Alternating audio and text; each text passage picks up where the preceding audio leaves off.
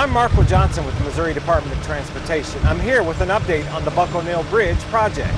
For several weeks, crews have been busy working on multiple aspects of the project, including building demolition, the construction of bridge piers, and changing traffic configurations. Most recently, a crew has been working near the corner of 4th and Beardsley, where they've installed several bridge piers. Crews start by digging a large hole into the ground. From there, they create large steel cages. Typically, they are 8 feet in diameter and anywhere between 45 feet and 50 feet tall. Just a few blocks away, crews have been working non-stop to demolish several old buildings. First, it required removing giant billboards from the MTC building on the corner of 5th and Broadway. Using acetylene torches, crews had to cut the billboards into smaller sections in order for them to be lowered down from the roof. With the aid of large cranes, one by one, the sections of billboards were lowered. I'm at the back of the old MTC building on 5th and Broadway where demolition's underway.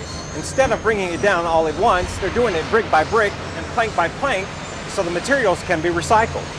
Once the MTC building comes down, mounds of dirt will be brought in. That space will eventually become the new roadway connecting Broadway Boulevard and the new Buck O'Neil Bridge. While all of that is going on, there's been no impact to traffic, and that will remain the same. In terms of traffic changes and what daily commuters are going to see, there's not really going to be a whole lot of changes over the next month.